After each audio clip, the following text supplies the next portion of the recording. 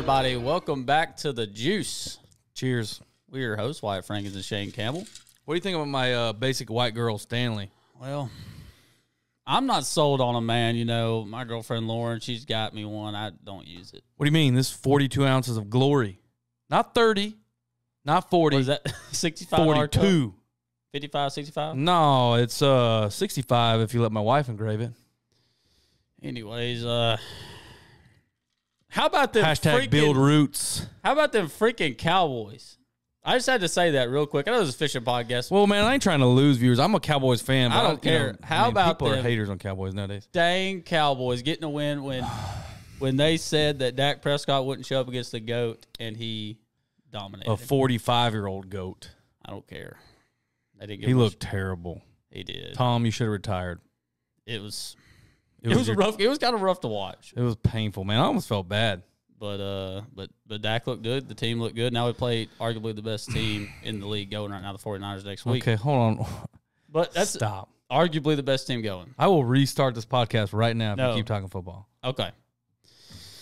How about the This Cowboys? is not a football podcast. Anyways, we just wrapped up the Brandon Belt tournament. And man, what a great job they did. And in year one, they had a lot of stuff to learn. They still did a great job year one, but this year, even with less boats, phenomenal tournament. Yeah, man, they bring one of the best crowds. I mean, it's very rare to see a crowd at weigh-in for any kind of team tournament, amateur team tournament like that, open team tournament, whatever you want to call it. They got crowds, even on day one, day two, not even the final day. And then, you know, we were fortunate enough to make that top 20. Mm-hmm. We got to fish the final day. We saved a little face. Yeah. Got to go to the little VIP dinner there. Oh, man, it was. But, man, they did a big to-do with us, you know, driving up. They had us lined up, and they pulled our boats up for those of you that didn't see, and got to have a little walk-up song, which we didn't pick one, so they picked Michael Jackson for us. And I actually did. I liked it. It was good. Solid. Billie Jean.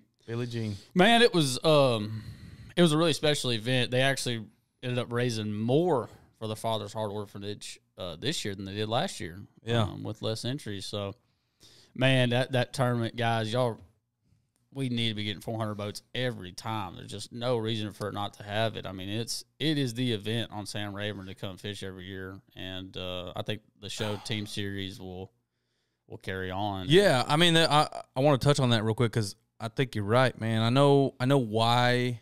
I know the economy's not great. I know things cost a lot of money. And I know there's a lot of guys out there probably thinking, man, I'm not from Rayburn. I can't go over there and compete with these guys that fish it all the time. And you're right. That kind of money on the line, you bring out the best of the best. But they give away an $80,000 boat for big bass. Yeah, and not only that, but that's one fish. The day money. Anybody's fish. The day money as well, you know, if you catch one good bag in one of the first 2 days, no matter if you do bad that first or second day, whichever one you catch them in, you get paid. It's kind of like 3 tournaments going on in one, if that makes sense. It really is. I mean, man, if I was a big swim baiter, I'd enter this. Yeah. If I knew I didn't have a chance catching 5, but you give me 2 days to catch 1.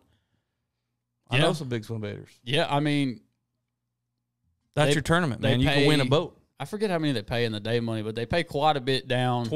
20 guys day 1, 20 guys day 2 for day money. And then big bass after 2 days, and then obviously the payout for the tournament. So, like I said, like 3 tournaments going on in one. It was a great event. The guys that ended up winning it absolutely crushed them. They blew it out the water. They really did. They had almost 25 a day average, so shout out to them. Yeah, blew my estimate out of the water. I think everybody's, honestly. Yeah. Clint Wade was the only one who guessed over 70. Special, man. But it was a great event. Yeah, congrats to them. You guys earned it. Yeah, and today, we're gonna have a pretty special guest on the show, and there's been a lot of talk surrounding this organization, and it's gonna be the National Professional Fishing League, the NPFL. And what is exactly his position with the NPFL? Is he like the president? We'll ask him. Okay. But I'm going to say owner, CEO. He's like the guy to talk to about the NPFL. Head cheese, El Jefe. Yeah. And I think the boss man. The NPFL has been around for a few years now, but really this coming year, it was such a big deal because they announced that first place was going to be $100,000. Yes. Yes, and we'll let him kind of talk about all that. But this is a conversation we wanted to have somebody on to talk about him, even when we started this podcast, and we finally landed the right guy. Yeah. The man himself. Yep. Mr. Brad Fuller. Let's go. Talked to him on the phone earlier today, so seems like a nice guy, so let's get him on. See what he's got to say. Looking forward to this conversation.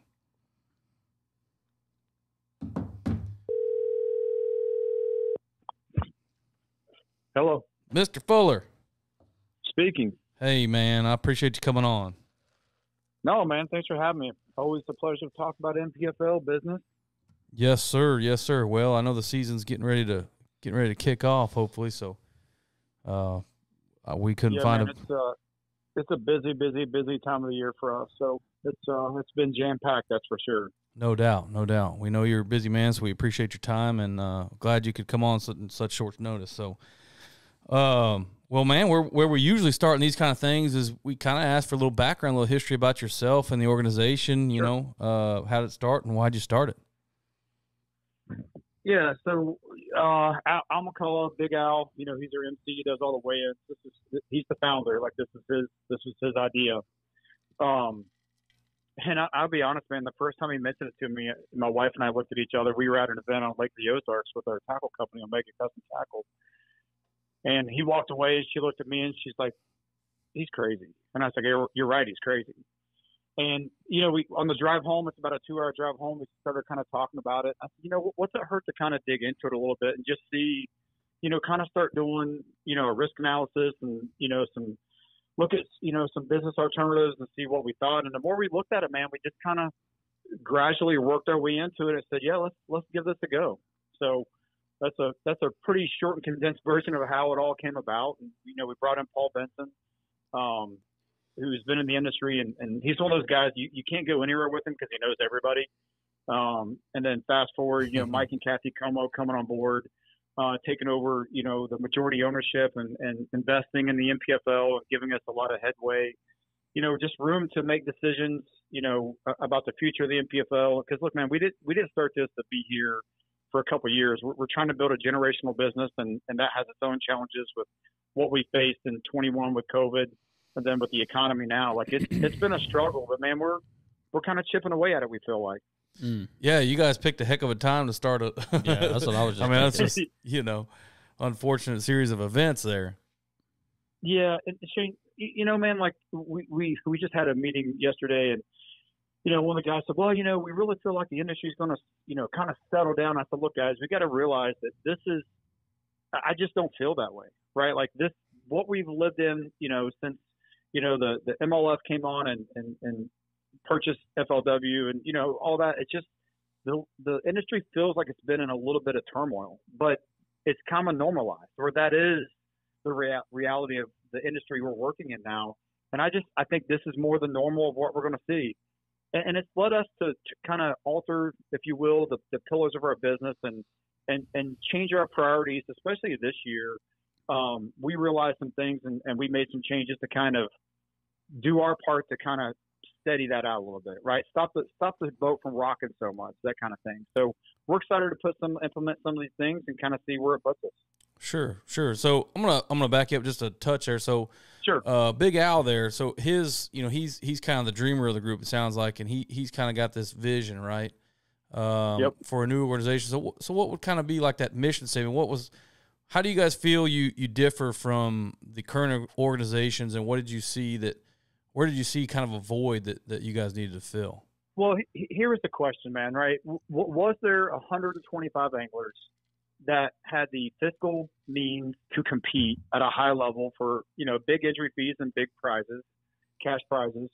And so if we believe that to be true, then why weren't those people currently participating, right? And when you looked at it, the schedule really came down to it. There's a lot of guys who love competing at a high level, but schedules really dictated the fact that they couldn't do it. A lot of guys own their own businesses. They're in the industry. So we said, okay, and when you start putting those challenges in front of you, go, okay, how do we overcome that? Well, let's run a schedule where we spread our events out at a minimum of 3 weeks, optimally 5 weeks apart. that allows a guy that owns his own business to go fish a tournament, come home for a month, get things lined up, and him be ready to go back out on the road. So we fish from, we're from February all the way through October. So spreading that schedule out really opened up the door for guys who couldn't maybe fish, 6-8 tournaments from, say, January to May, June. It opened up June all the way through October to spread that schedule out. And we reached a different demographic of angler than what of the other trails did.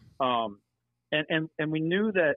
So another question we had was, with the media coverage that we provide via the website, the live broadcast with Luke and Fat Cat in studio, like, could we nationally brand an angler? Could we take a guy who's regionally successful and make him a national brand?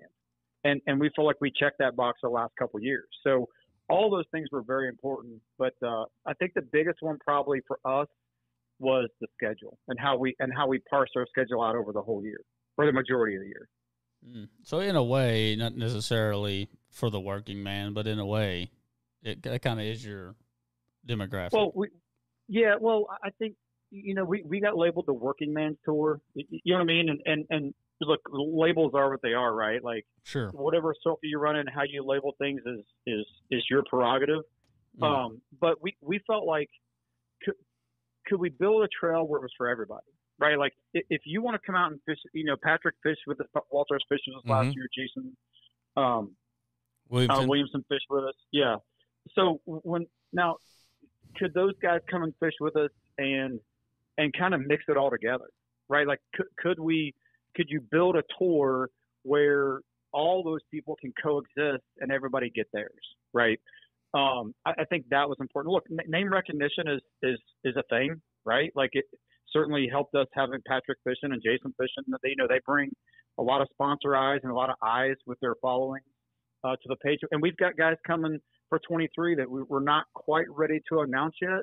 We just kind of locked up one of the anglers that is a very much a household name, and we're excited to have him come fishing with us because it brings eyes to the NPFL. Mm-hmm. And all the guys should see it that way as well, right? Like, everyone's out there competing for the purse and trying to catch their best five, and it's important. So working man, yes, but we kind of want to be all inclusive, because look, anglers are the number one commodity in bass fishing. Above all else, above sponsors, above everything, they are the commodity in bass fishing. And when you have anglers, you have to have anglers to make it go, and without them, you have nothing, right? So that's why we feel like they're the most important commodity. And we have a saying here, man, deeds, not words. I'm not going to tell you, I'm going to show you. And that's kind of what we live by every day here at the NPFL. Is it doesn't do me any good to give you lip service and tell you what I'm going to do. Like, we go out and show what we're going to do, and our the proof is in the pudding with us. When the rubber meets the road, we're out there doing it every day at every tournament. Yeah, no doubt. I mean, so you guys have had to have a lot of challenges kind of start a new trail. I mean, we talk about this all the time, and this is a conversation we circle back to a lot. How do we as anglers, because Wyatt and I are tournament anglers ourselves, and what's the best choice for an angler to go to make money, to make a living fishing tournaments? I mean, and you guys starting a new organization, I mean, it's the same thing, right? I mean, let's be real here. It's all in business, right? I mean, the tournament angler's got to make money, but so does the organization. 100%, man. And I'll be honest with you, that's something that we've put an emphasis on this year. Is we feel like, and again, we don't walk around patting ourselves on the back. You know what I mean? That's for other people to do, right? Like, you're never going to hear us say how great we are, or the world doesn't revolve around the NPFL. If anglers like what we're doing and anglers like participating with us, that's great, right? But we got to earn that. We're not going to. We don't sell anything to anybody, right? And the biggest accolade that has hit me over the past couple of years is that we're owner operators, right? Like, when you come to an NPFL event, you got Big Al on the stage, Paul and myself are out running the logistics for getting guys to the weigh-in. We're there every morning, even during practice when the guys are launching. We're there when the guys come in. We want to be present, and it's really paid dividends for us And that's just who we are. Like, that's where we want to be. We're not there because we think the business dictates it. That's just who we are and how we do things. And without that, it's really made us kind of we're all in this together, right? And man, there's challenges. Like, we could have a whole separate podcast just on the challenges of the bass fishing industry, right? Right. But in business, listen, we're just operating at in a saturated market, right? Like, there's other businesses like this. You know, what it is, you can name any business that there's a lot of them, and you got to work for it, man. You can't sit back and just think that something is going to be because you spent the money or you build a website or you have coverage. Like, none of that stuff means anything if there's not good people behind it. And we work really, really hard and go to great lengths to make sure that guys understand whether you're the AOY leader leading the pack or you're dead last in points, we're there for you. And we're there to work, and we're there to make sure that the money you spend with us is seen as a good investment. Right. Yeah. Yeah, I could see the with at least the two organizations being, what once was FLW, now MLF, and of course Bassmaster as your other, I guess, options as anglers. I mean, that's a tough market that's extremely saturated, like you already mentioned, as it is. And I think that has to do with the years of, branding and the years that they've been here. And I would think that'd be, for y'all, would be, I guess, the most important thing. And you're doing a good job of it as you continue to go. But as you go, it just brings more legitimacy. It brings more, if you understand what I'm getting at. Absolutely. Yeah. I think the biggest thing right now is just not just keep going, not just stay afloat. Of course, keep doing what y'all are doing as y'all are growing every year. But I would see that as by far the most challenging thing, just because of those two organizations alone. I mean, the only other two in the conversation. Yeah, let's talk about that for a second. So I want to, like, I mean this exactly what I say, and it may come off as, shallow or whatever. That could be the case if we really dug into it and we're trying to compete with Bass and MLF, aka FLW or MLF, whichever. You know what I mean? But really, man, it's like anything else, right? If you just put your head down and do the very best you can do, and you truly believe in what you're doing, listen. Bass has been around for 50 years, right? Like when we've been around for 50, Bass will be around for 100. We're never going to catch them per se. When you look at it in that regard. But when you talk about, and we have this conversation with anglers, man, it's like, look, guys, we do things our way. We do it a little different because that's who the NPFL is. It's not directly related to anything that any of the other organizations do. Listen, they wake up every day, I'm sure, go into the office, and they make decisions and do what's best for their businesses. And we do the exact same thing, right? Mm-hmm. Are we competing for the same commodity? Yeah, in some regards we are. I believe that the monopolization of anglers through schedule is something that needs to be fixed in the industry. I don't know that it ever will be because of my first point that anglers are the number one commodity. But listen, there's two things. One, when you talk about making money being a professional bass angler, right? When you look at the number of people who actually do that, right? Like legitimately 100% earn their income start to finish in fishing, for tournament fishing. That's a very small number, right? We could probably sit here and name between us, we could probably name maybe 15 or 20 guys that do it exclusively. Now, when you talk about guys who make a large portion of, and that number is reduced even more on guys who do it solely on winning, right? Oh yeah. This is something we preach to anglers. That's why the platform is so important. And going back to your first question, here's the deal, man. Like we don't have a qualifier, right? Like we select the anglers. We take anglers that can come out and can compete. So you don't have to go grind around on the opens to qualify for the we don't have a qualifier. You know what I mean? Like you don't have to work your way through the pro circuit or the invitationals to get to the BPT. Right? Sure. So so that comes at a cost, right? Like we don't have another league under us to prop up the top level at the height of the NPFL. Yeah, no, I get what you you're know what I saying. mean? So yeah. So it's all here now. That comes at a cost, right? Like the production is extremely expensive. Like you guys probably know, like to stream and have, like our camera guys are the top camera guys in the industry, right? Not just fishing. Like some of our camera guys were over filming the World Cup. You know what I mean? So they're top notch guys, and we felt like we needed to invest that money in those types of things to build the platform. So it goes back to nationally branding an angler, right? Mm-hmm. Like it all kind of ties itself together. But I have the conversation all the time, like especially this year. We've every year, there's challenges. Like that's what we do is we just deal with adversity and deal with challenges. And I'm like, look, man, if you're simply looking at the payouts and you think that's how you're going to make your living, you probably shouldn't be fishing at this level. I'm just being honest with you, right? There's such a small percentage of guys who truly take their winnings and make their mortgage payment or make their truck payment or pay for their insurance or whatever it is. It's a very, very small number. Look at the entire package of the NPFL with the platform, the live coverage, the website, the roundtables, everything we do to promote anglers and get your name out there. That's got to be worth something, right? And so when you look at it very holistically, it's unique, man. It's unique, and we're really like we're excited about 23, but you talked about consistency and prove legitimacy and longevity, right?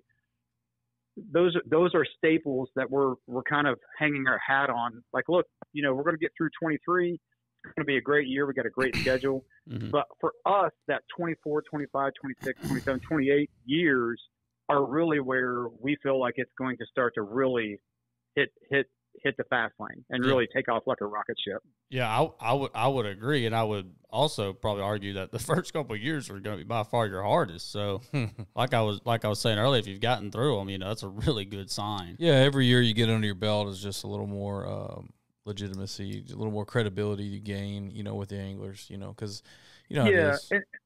Yeah, man, 100%. And I think too, guys, like. When you look back and me as the president and Mike as the chair, we sit back and we talk.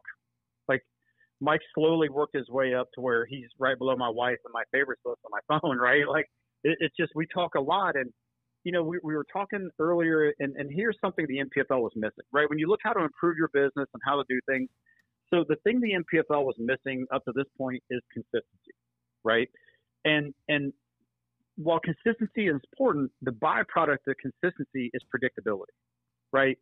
If you're an angler sitting out there in 21, 22, and going into 23, and you're looking at the NPFL, you really got to figure out what the NPFL is going to do this year, right? Because we've rapidly changed and evolved, every year. Because look, man, we didn't have all the answers in year one. We didn't have all the answers in year two. We don't have all the answers in year three. Absolutely. So, but we've made it a pillar. Like we've told guys, like what you see in your contracts in 23 is, for all intents and purposes, in 24, barring any kind of crazy stuff going on in the world, you can scratch out the 3 in 2023 and write a 4 in, and we're doing the exact same thing next year. And once you start to do that, it makes you predictable. And I feel like anglers like predictability.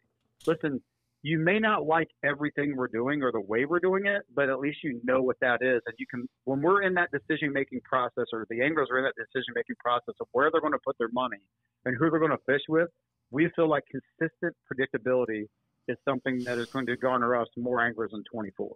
So we're working hard to get more consistent, and I think that's going to pay dividends down the road. Yeah. Yeah, I mean you want me to say?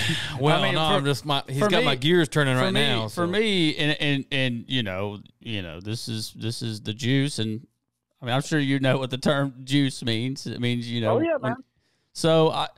For me, I'm fishing. The invitation. You got a guy right here. I'm fishing the invitationals next year. I qualified through the Toyotas, and you got Shane here. He's fishing all 9 opens. So you got two guys that are very involved. In the exact industry we were speaking on. Absolutely. And so you talk about the platform. And that is, like you said, that is by far the most important thing. It's a thing that we talk about on the show and try to definitely express to especially our younger viewers that are looking to do this for a living. Is that, look, catching them is great, and we hope you do. But the reality is just not everybody's going to catch them all the time. So the things that pay the bills are your sponsors, and there's the guys that carry you through everything. And just speaking from experience for next season, for me, you know, this will be my rookie season on the Invitationals. It is, no way I could do it without my sponsors. Literally impossible. So that is the biggest thing by far is your platform. And as anglers, you know, looking at our options, when you look at the options, I know you said it's not really, you know, you don't really look at yourself, obviously, as a competitor, but you kind of, in a way, from the market, from the anglers, you know, us looking in, when we look at our options, you know, is the platform with the NPFL enough to get the sponsor dollars to make it? That's the biggest deal for, I know for me, for Shane, for all the other anglers. I'd be lying if I said I didn't look into your, you know, organization, be like, hey, this is an option, definitely.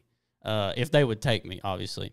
And I'm sure Shane's done the same thing. So, you know, that is definitely the biggest thing. And I know it's such in the early stages. It's so hard to be. It's a very hard deal. And I think that was when I was saying earlier about the consistency, and obviously you know that, and you've preached on that. I think that in the end will be the king of all. And I think it'll, hopefully for I think it could be a good thing for the industry. Hopefully y'all just keep on going. Yeah, man. I think, look, we feel very, very good about the way we set up our tournaments, the way we do our way, like logistically, like clockwork, right? I'm not saying we don't have hiccups, but we're very adaptable. Like, you know, we work really hard to make sure that the events go off like just the very best we can do. And we work tirelessly to make sure that happens. Correct. Right? Because I feel like when anglers walk away going, man, that was the best ran tournament I've ever been through in my life. Right? Like at all levels. You know what I mean? Like that's, but you can't just do it once. You can't do it 1 out of 6 tournaments. You can't do it 1 out of 2 years. You have to do that every single time. Mm-hmm. And we've been very fortunate, man, just through, I mean, dude, we run such a small crew to do what we do. And we just work really, really hard, right? And being willing and able to do that is very important. Right. But all that feeds into the feel of the NPFL, right? And when you hear anglers talk about it, it really it makes you feel good, man, to be honest. Like it warms your heart to go, man, they realize what we're doing and they like it, right? Because again, being consistent in that is crucial. You can't back off. You can't have bad days. You can't have any of that stuff go on. Yeah. And look, man, here's the deal. Opens anglers, invitational, those are the guys that we want to bring over to the NPFL at some point and go, but we don't do that by, you know, hey, Shane, like, man, we do it by going out and doing the work and letting the anglers speak about how it is. And man, here's the crazy thing. This was our best sponsor year we've had, which you would expect. Year 3, going into it, like sponsors were calling us, right? And that's such a good feeling, man, because it wasn't that way in the first 2 years. Like, yeah. And I understand why, right? Absolutely. Like Absolutely. We hadn't done anything. Well, you talked about it earlier, oversaturation in the market. So yeah. Right. Yeah. And how you treat those sponsors like true partners in the business, like that's. And sponsors have been, the ones we've been in working with have been taken back about how we approach them and how we speak to them, how we treat them. And look, man, I don't want 50 sponsors. You know what I mean? Like I can't take care of 50, right? I want the right number of really good ones that are true partners. I need partners that want my business to grow as much as they want me to grow their business, because it's a mutually beneficial relationship. Right. And that's so important. I can't be sitting here as a league and just trying to tout. I have to believe in the companies we're partnering with, right? Like I have to believe that they want me to grow and I want them to grow, and we got to be willing to help each other. It's a partnership. yes, they're paying us to be a sponsor and part of our platform, but we need to over deliver on our deliverables for those sponsors so they walk away going, man, we need more of that, right? And it's kind of a self-licking ice cream cone, man. The more you do it, the better it gets. Yeah. So it's man, the master plan is all coming together. It's not without road bumps. It's not without hurdles. It's not without failures. Mm-hmm. But being able to overcome those, like, look, man, anyone who tells you they haven't failed is not telling the truth. I say, man, I've never failed at anything in my life. Well, I've had failures, right? But it's different than failing at something, right? Like when you have a failure and something doesn't go right, like you pivot real fast, you make a correction, and you become better for it, right? And that's the important part, and that's what we've tried to do here at the NPFL. And I think we're on to something, man. I feel better about the business today because I talked about the tournament logistics and how we've really dug into that. We've taken that same focus and we put that on the business. And I attribute that to Mike and Kathy. They ran a very successful business. They sold it in 2018, did very well, and they brought that knowledge of business savviness over to us. I've learned more in the past probably 16 months about business than I have in my entire life. And it's been very eye-opening. It's like, man, this is how this goes, right? Like it's very rigid. It's very calculated. And I made a statement on a podcast, I don't know, a couple of weeks ago. I said, man, it feels like in the first 2 years, the market of fishing, like it was chess, but we were playing checkers, right? Like I feel like now we're at the chessboard and we're moving the pieces around. Like I think it feels like that's the jump we made from playing checkers to playing chess.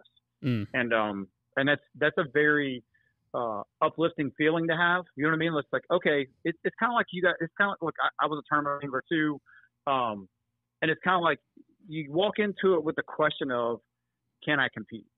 Right? Like, can I go to work and do what I do and be competitive? And that was a question, same question we had at the NPFL. Like, hey man, this is a crazy tough market, monster companies, hundreds of millions of dollars flowing through them. Like, can we compete in this industry? And I'm very proud to say that I think we can. And that, you know, I believe that to my core, and we're going to go prove it every single day. Well, I could say the announcement that y'all made not long ago was kind of like shots heard around the, I don't want to say world, but fishing industry world. Yeah. About the $100,000. I mean, that was a big change for sure. That was, that raised some eyebrows and started some interest rather quickly. And to be honest, I thought, go ahead. I said, to be honest, I thought y'all would fill y'all's field rather quickly.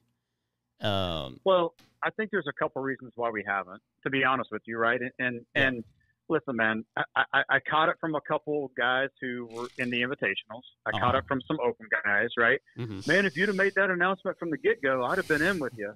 And I said, yeah, man, I wish I'd have done that too, right? Listen, I would love, just like I go back to tournament angling because it's you know, tournament angling in itself is a little microcosm of business, right? The challenges you face, risk mitigation, all those things. And I wish I could fish every tournament I ever fished in my life in retrospect, because I'd be a gajillionaire, right? Like, man, you know, you finish a tournament, you're like, man, I wish I'd have went to my points earlier. I wish I'd have rotated my spots different, or I wish I'd have done this. I probably could have won, or whatever, right? And that's how we felt this year. It's like, man, I wish we'd have. The fact is we didn't, right? Yeah. The fact is you didn't make those decisions in the tournament. You made the best decisions you made at that time based on the conditions that you thought gave you the best chance to win, right? Yeah. We did the same thing. Now, I can look back on it now and go, well, we won't do that again, right? And listen, I do believe, and that's why we're so excited about 24. Like, man, we feel like we finally captured a little bit of lightning in a bottle with the scheme that we have running, the programmatics of how we're going to run the NPFL moving forward. Like, man, we truly believe that if we would have come out with this from the get, we would have had a waiting list, right? 130 anglers, we would have had more than that one then. So if you truly believe that and you push this to 24, man, I think if we promote this right, if we market it right, if everything goes according to our master plan, I think we've got a waiting list in 24. Sure. Right.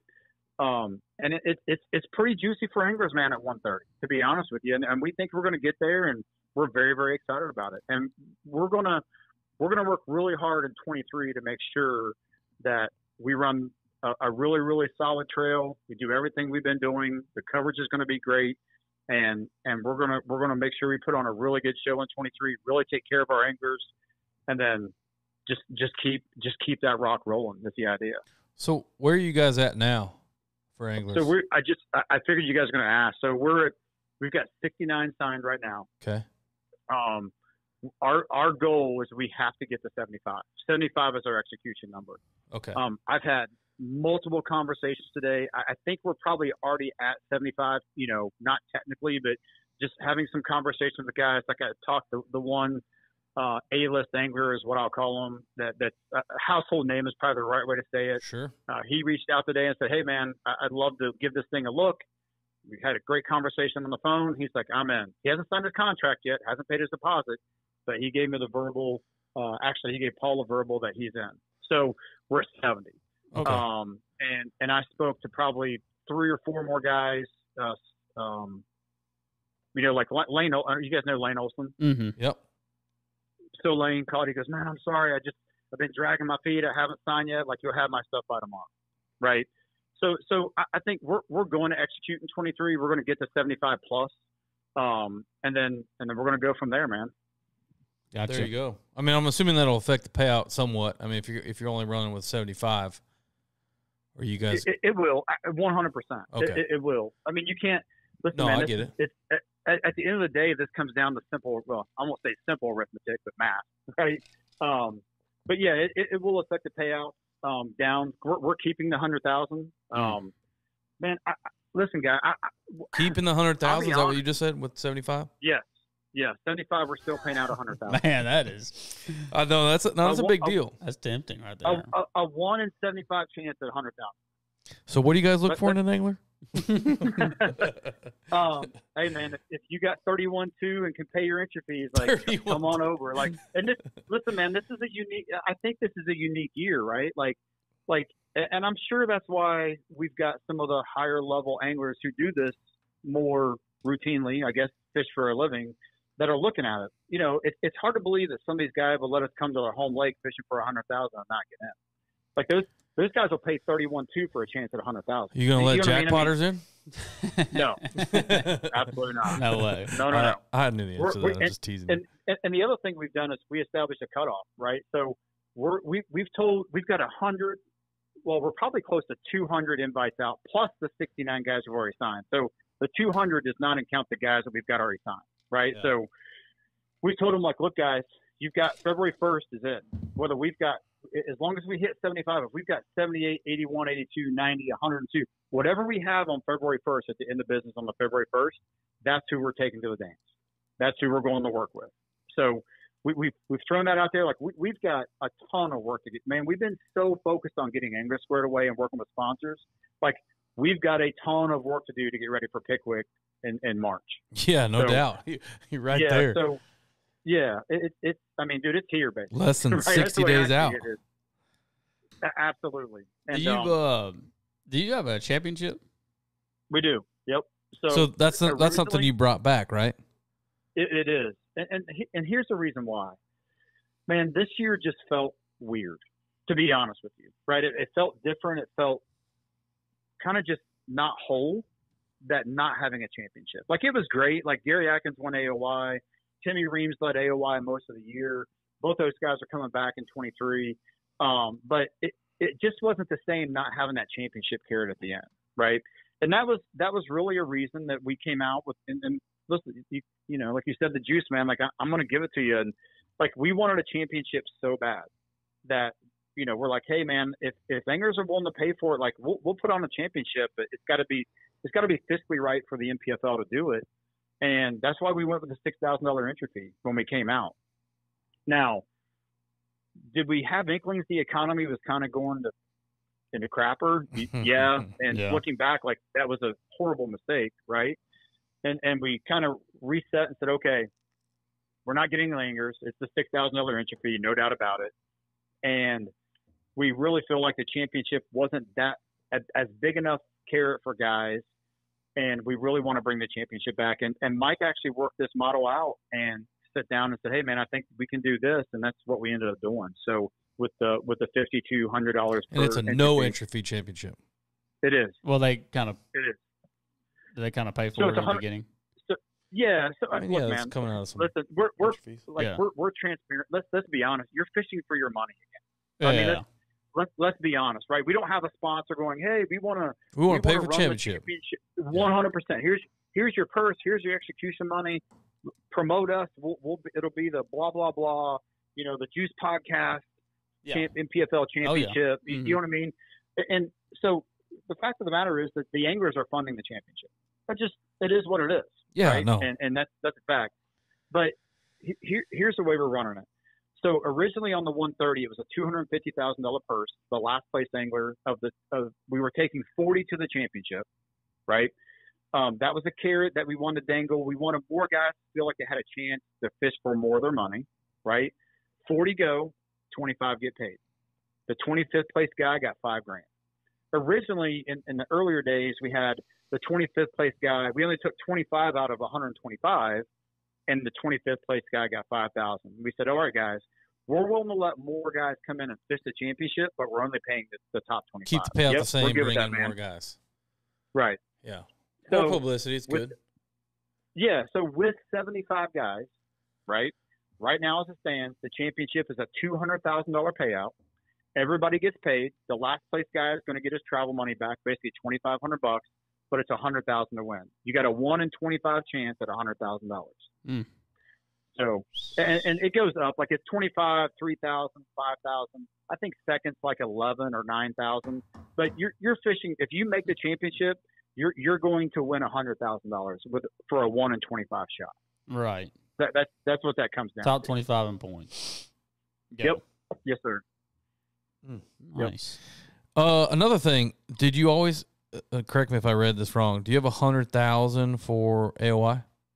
No, we do not. Okay. We do not. AOI is 20, and then we take care of their entry fees for the follow-on year. Okay, I thought I read somewhere on your site that said that's pretty good though. 100,000 for $20,000, and then the entry fees are free the next season. Well, I don't know. I don't know where you saw that, or it better not be on our website. I think. Well, hold on, I'm gonna pull it up because I think I misread it. I think he misread it. Angler of the Year points with the $100,000 first prize. No entry fee championship. Okay, I did misread it. So it's saying that the first prize is for the championship. Yeah. No entry fee championship tournament for the top 40 in progressive Angler of the Year points with the 100. Okay. Yep. Sorry, Yep. I just saw 100,000. I was like, yes. Yeah. Still, $20,000 for AOI is pretty stout. $20,000 for AOI and free entry fee next year. Checks. Yep. That's it. And I think, listen, man, I have my own beliefs about that. I've been on record as saying, like, the number one disappointing thing to me, just industry, like, to me, Angler of the Year should be well above what a normal event win is, right? Like you won one tournament. If you beat the entire field over 6 events for the year, like, to me, that should be at a minimum $100,000. Like, it should at least equal an event win, right? Right. And that's something that we're going to work towards, man. Like, that Angler of the Year should be a big, big deal. Yeah, man, I'm going to hold you to that next time I see you. Yeah, man, do it. Well, and here's the crazy thing, though, man. Like, that's what Brad Fuller believes. That's how I feel about it, right? Because, like I said, I'm a tournament guy, right? Like, I understand. Like, I've been out there and done it, and that's how I feel. Like, man, if I compete against 30 guys, whatever it is, and I beat them over 6 tournaments, that's a really big deal. That's super hard to do. But here's the reality of it, guys. Like, anglers in general don't care about that. Right, like I'm being honest, and you guys may disagree with me, but that Angler of the Year deal, it was more important to have a single event $100,000 winner than it was to pay the Angler of the Year a couple $100,000. And I think I know why, but it's because realistically, you're affecting one guy for the year, right? Like only one guy is going to win AOY. Yeah, but throughout the year, 6 guys are going to win 100,000. You know what I mean, for a regular season event. And I was going to ask you guys, like, I was never a guy who was like heavy, wanted a heavy first place win, right? That's why we did it the way we did it in the first 2 years. We only paid $50,000 a win, but we paid a pretty good stitch down the field. You know what I mean? Yeah. I'm like, look, man, if I can take that $50,000 out of first, right? So instead of $100,000, we pay $50,000. I take the 50,000, I spread it towards the bottom of the field, and I pay 6 extra places, right? Over 6 tournaments, I'm affecting 36 guys instead of 6. But man, dude, when we made the $100,000 announcement, like the response was, I was like, well, I'm an idiot. Like clearly, I missed the boat on that because, dude, sponsors. We had 2 of our sponsors call us. I mean, the first ad went out on social, and they called us like, hell yeah, man! Like we're ready. Let's go. That's all. You know, they were super jacked about it. Well, now, I think if we would have added. Go ahead. I think that puts you on the level. You're basically saying we are a professional organization. We are paying out at a professional organization level. And not that you weren't before. I mean, 50 grand is a great first prize. Don't get me wrong, but I mean, 100 grand. I mean, 6 figures. We're all competitors. We all got in this because we have a competitive spirit. We don't. Mm-hmm. Don't get me wrong. There's lots of guys out there that are. I don't even like using this term, but they're check chasers. They're guys that say, "Look, I'm not in this to win an event. Mm-hmm. I'm in this to cash a check at every event to pay for my gas." And that's just the reality of it. Some guys just don't have the sponsors to carry their entry fees and their travel costs all year. So they're like, man, I can't catch 20 a day to win this tournament. I need to go figure out how to catch 14 a day to cash a check so I can afford to go to the next one. Yeah, those are the journeymen, right? The guys who are really they're just looking for longevity, right? However I can extend my professional fishing life is the how and why and how they approach it, right? But but when you get to that, I've just been shocked. Yeah, when you get to that $100,000 payout, now you've drawn the attention of guys that are in it for the W. Yeah, it's win or go broke. I mean, we both have friends. You know, plenty of guys like that. So does Wyatt. So do I. And they're in it for the win. They're not going to go fish for a check. They're going to fish for the W, whether they find it or not. And so when you kind of put that payout out there, you got the attention of some of those guys, and that's what they do. And they'll hit one. Yeah, it's a juicy carrot. It's a juicy carrot. You know what I mean? Like, yeah. And everybody's carrot is different, right? Like, what are you chasing? Yeah. Right? Look, man, the 100%. reality is there are some guys who just want to be part of the group. You know what I mean? Like, they just want to be a air quote professional angler. They want to go out and rub elbows and be in the environment and run the wraps and run the trucks. And you know what I mean? Like, that's their fun, right? Like, realistically, and man, we've always said, like, you can pretty much break any field down, into 3 categories. The guys there's a group that have a chance to win. I don't care if you're in a Walmart parking lot in a mud hole, that you really have a chance to win, right? Every single tournament. Don't care where you're going, what time of year, where you're fishing, they've got a chance to win. Then you got the guys who are going to cash a check. Like they're check cashers. They end up in that, wherever that line is and whatever field they're in, they're going to catch them. Then you got the guys who occasionally are going to cash a check. Hey man, I'm good enough. You know what I mean? I fish well enough. I fish clean enough. I have enough knowledge. I have enough the right equipment. Like I can cash some checks. Like those are the 3 categories of anglers I feel like are in every organization. Yeah, 100%. I agree with that. Yeah, that's well spoken right there. But here's from the business side and the organizational standpoint, every single one of those guys are important, right? Like you need all of them to execute, and that goes back to, hey man, you have to treat them all, with respect, and you have to treat them all just like to that level of importance. You know what I mean? Your guys who you see on our social and, always holding up the trophies and all those things. Yeah, they're important, but they're not more important than the guys who are out there hacking it around every day, just trying to survive in the business. I would argue maybe those guys at that level are more important. You know what I mean? Yeah. So we try to make sure that we take care of everybody exactly the same. And dude, it's not hard, right? Like just be real with them. We are present. I think being present's a really big deal. Hey man, a guy pulls his boat out in the morning for the first day of launch and he's got a flat tire on his trailer. Hey man, leave it. We'll take care of that way out in the water. You'll come back and your trailer will be squared away. You know what I mean? Like it's something so easy to do. It takes 10 minutes to change that spare out and maybe run his tire down the road to the tire shop and get it fixed so he's got a good spare to get him around. You know what I mean? Like it's just not hard to do. Yeah.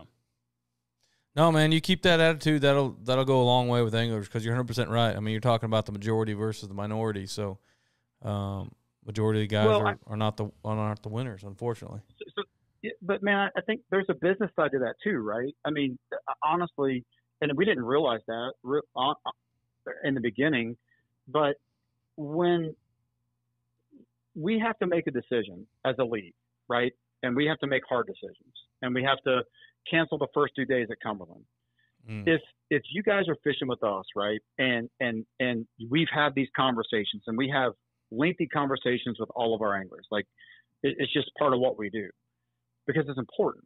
Because if I make a decision, or the tournament director makes a decision that you don't agree with, right, you have to feel good on some level to know that, hey man, they did this because they believe this is the right, whether you agree with it or not. You can lay your head on your pillow at night, and so can we, that, hey man, we made the best decision for the entirety of the group, whatever that decision is. And we can just agree to disagree on how good or bad or what you thought about the decision, but you never have to question our motivation. And I feel like that is probably the single most important thing that we try to get through to our anglers. Like, look, man, we give a shit. Like, we care. Yeah. You know what I mean? And you don't have to agree with us, but don't ever question the fact that we're out there doing it, and we're showing you that, hey man, you're important to us. Your money's important. Your livelihood's important. How your wives are taken care of when they're dropping trailers, and your family, and you know what I mean? Like it's all important to us in that family atmosphere. Yeah. Man. Very interesting. Very, very interesting.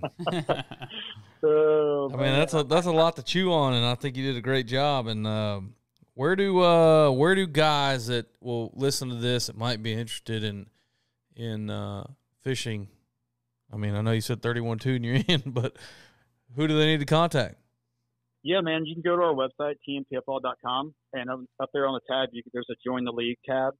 Okay. It's vitally important that you do that. That way, it starts a process for us, right? Like, it puts you in the queue.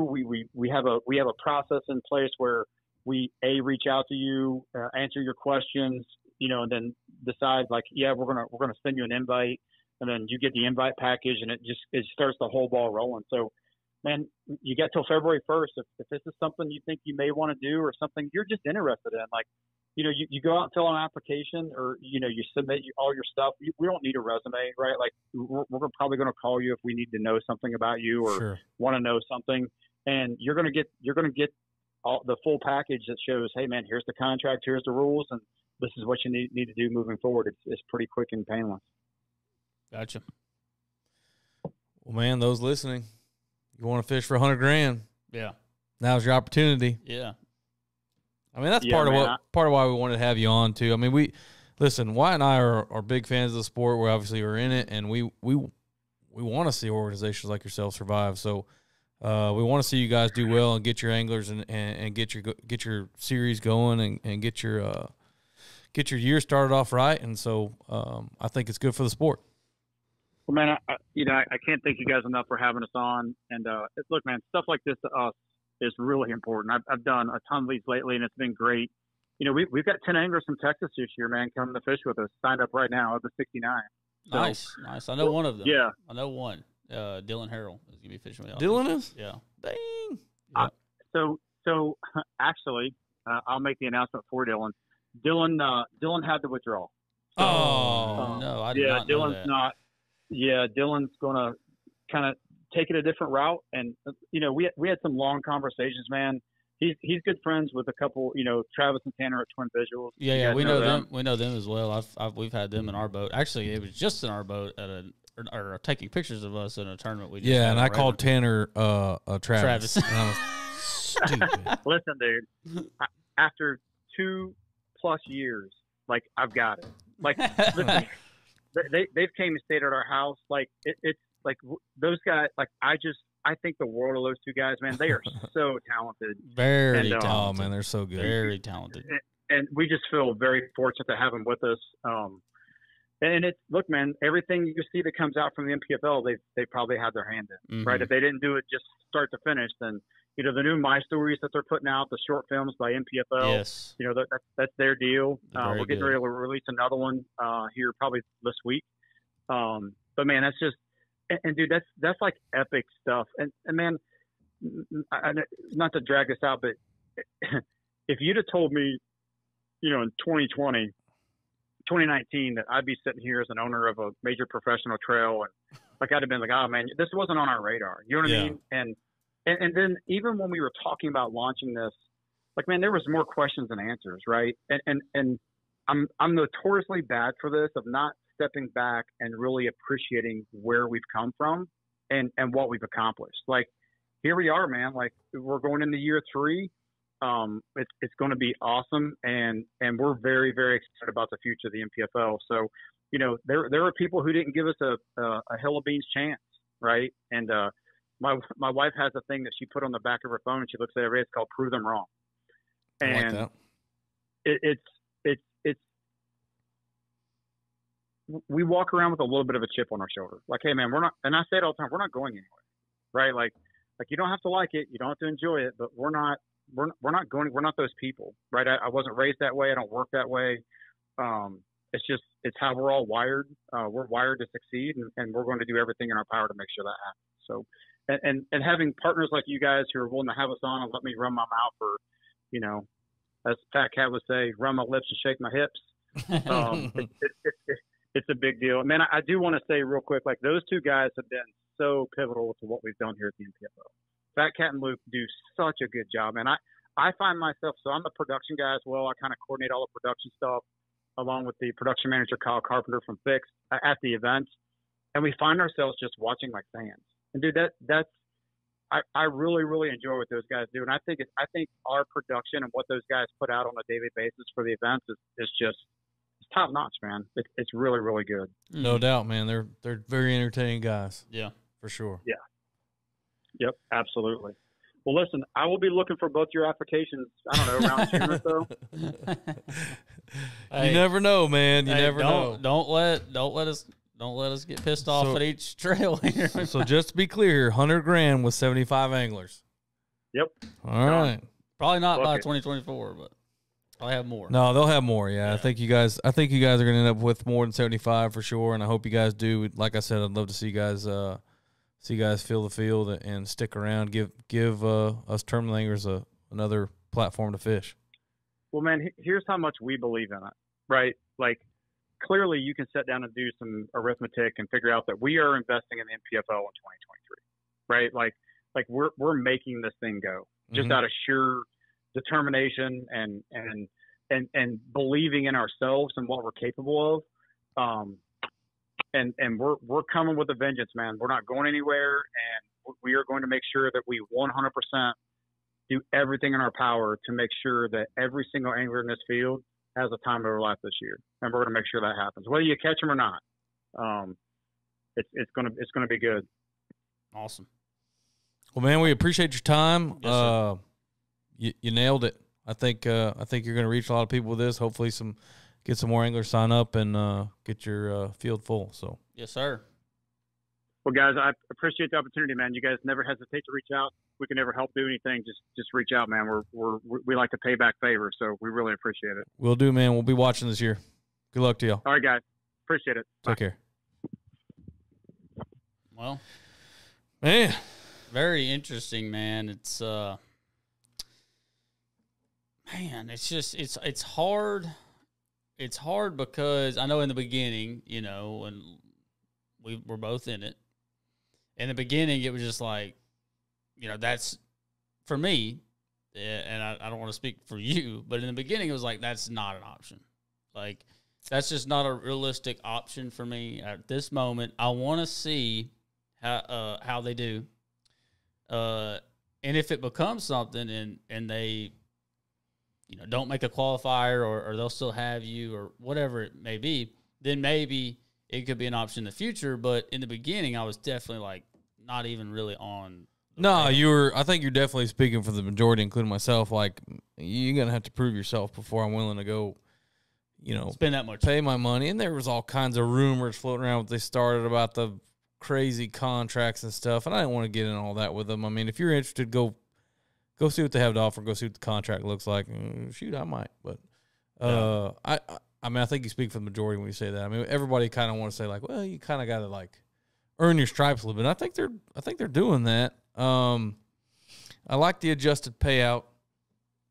with the $100,000 on top, I think that kind of puts them up there with the top tier. Like you're fishing for that kind of money. I think with only 75 guys, if they do end up reaching that mark, you pay out $100,000 for first place. It can't be beautiful down the field. No, it's not going to be good. But like you said, that attracts their winners, and he went to talk about he's got some A-list guys that are applying. Well, think about it this way: you got 1 in 75 chance of winning now instead of 1 in 30. So that's why some of your elites or BPT or guys that might fit it in.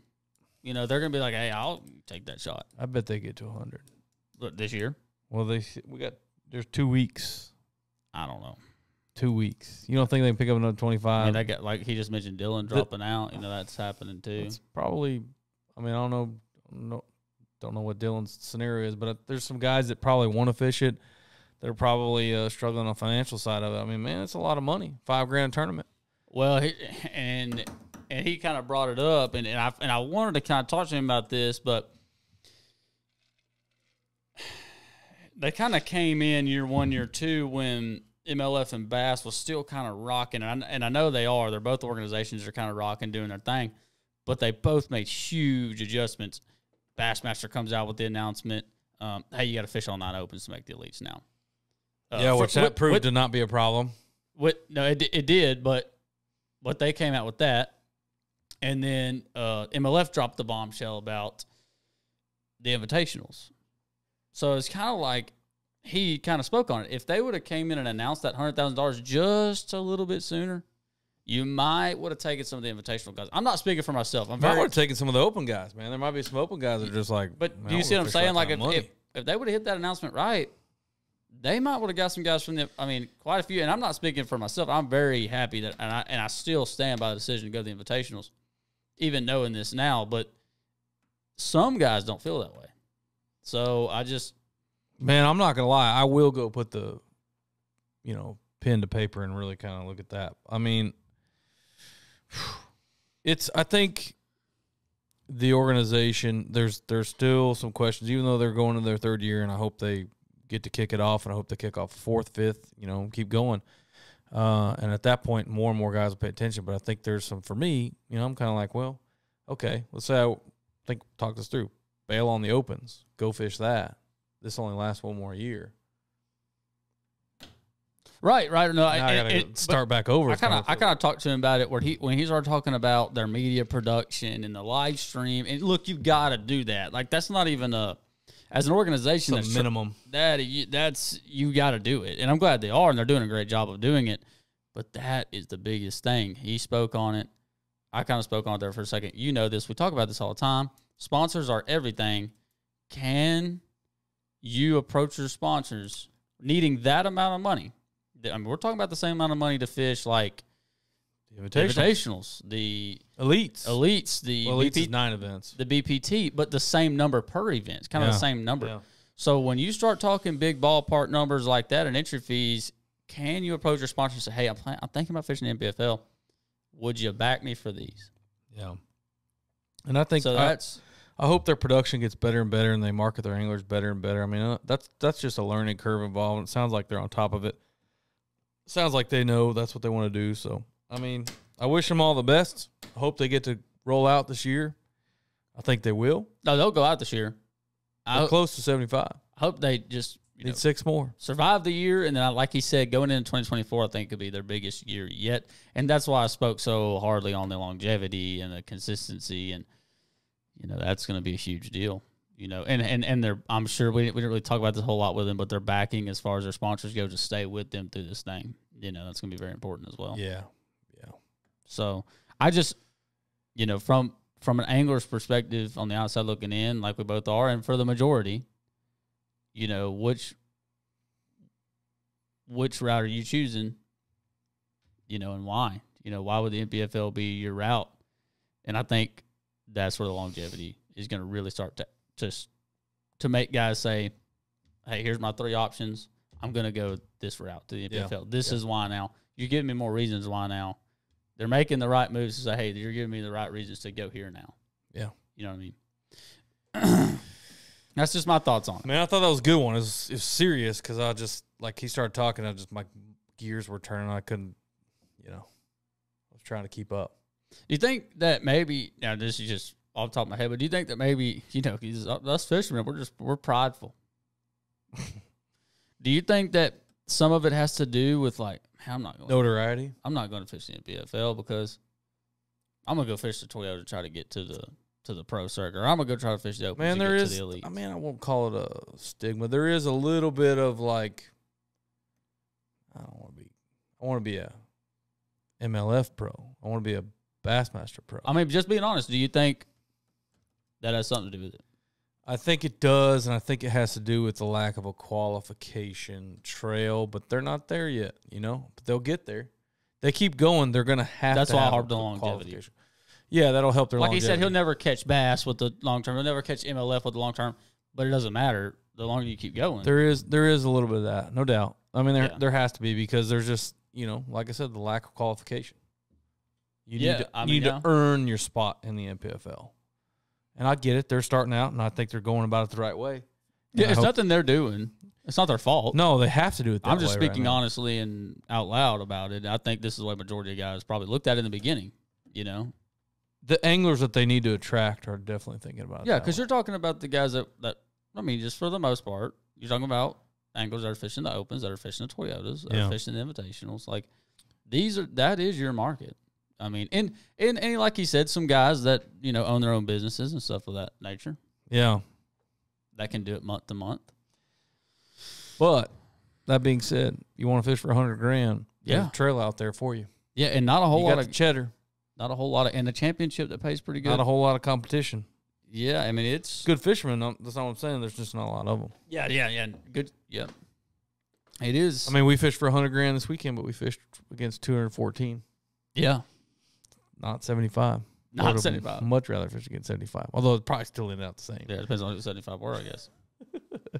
Man, let's wrap this thing up. Yeah, man. You know, well, we did another podcast. That's a miracle. Whoa. I don't think the last one was that long ago. Actually, Whoa, that just happened. Same month. We did a podcast in the same month. 2 of them. I kind of think I like where we went with the NPFL when I kind of want to get some more guys on. You know, maybe. I want to get somebody on who's thinking about fishing it and Oh, fishing really? both. Fishing both. I already looked at the schedule. It conflicts. I with think some- he mentioned Lane Olson. I'm pretty sure Lane's fishing the Invitationals. Well, I was going to tell you, I already looked at the dates. It conflicts with some Bassmaster stuff. Matter of fact, I think the very first one in March on You Pickle. talking about Opens? Let me confirm that. But I think Lane's fishing the Invitationals and the NPFL. I mean, it's just, man, that's a lot of money in entries. That's how much did he say for the NPFL? $100,000. What?